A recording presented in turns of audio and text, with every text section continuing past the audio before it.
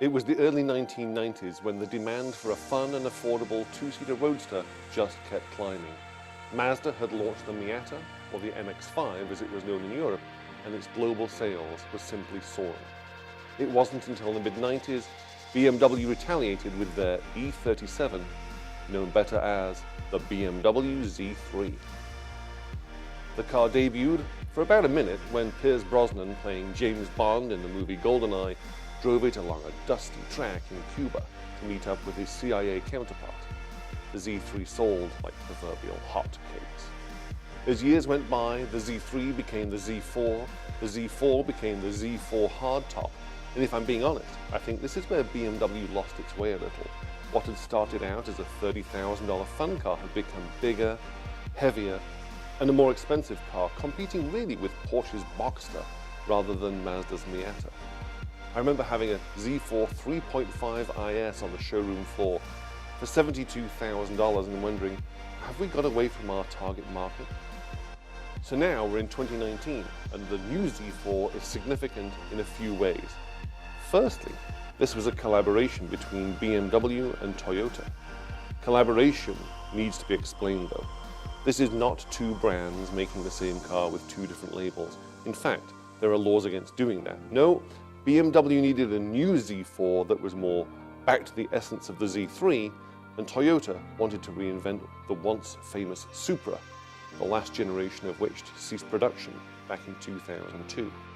Toyota knew that BMW were the experts at building fun and agile cars at nowhere near supercar prices, arguably the best performance bang for the buck, and BMW knew that Toyota were, although good at sports cars, they were clearly the experts at reliability and durability.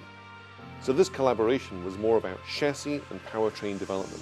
They both wanted to use the ZF 8 HP automatic transmission, known for its reliability and super fast shift times. One manufacturer wanted a convertible, and the other one a coupe. They both wanted a car that was affordable, had plenty of power and torque, yet wasn't unwieldy. So after the initial development, Toyota and BMW went on their separate ways to manufacture their own cars. Although not many people have had the chance to drive both, those that do say they drive completely differently. More importantly, for today, the Z4 drives like a BMW. So I started working for BMW in 1989, and in 1989 I was the same stature that I am today.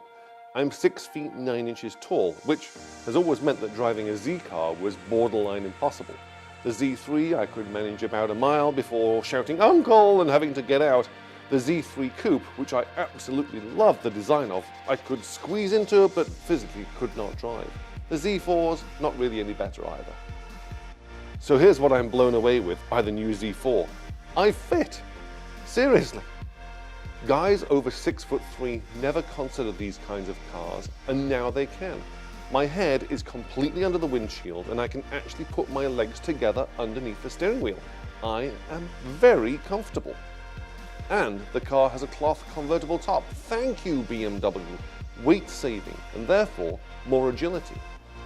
And the trunk no longer has a folded up piece of metal in it, so there's actually 50% more trunk storage than before. Here's a great benchmark of how technology has bloomed in 25 years. When the Z3 was launched, it had a 4-cylinder, 1.9-litre engine producing 138 horsepower and 133 pounds-feet of torque. Now, the 4-cylinder, 2-litre turbo produces 255 horsepower and 295 pounds-feet of torque. So despite the curb weight being up 15%, horsepower is up 84%, and torque up 121%. No wonder this thing flies. I also think this car, whether top up or top down, is the best looking Z4 we have ever had. And although almost 25 years after the launch of the $30,000 Z3, this new Z4 starts at just $49,700. With inflation, that's not incomparable. But what you get for your money compared to the Z3 is a ton of standard equipment and safety features that make me think BMW have done it this time. They've gone back to their roots. They've created a fun, fast and agile car. It's very well equipped, it has plenty of power and torque, but it isn't unwieldy. This car is simply great value and great fun to drive. As I always say, if you drive a Ferrari 488 down a country lane at 65 miles an hour, it's a complete yawn fest.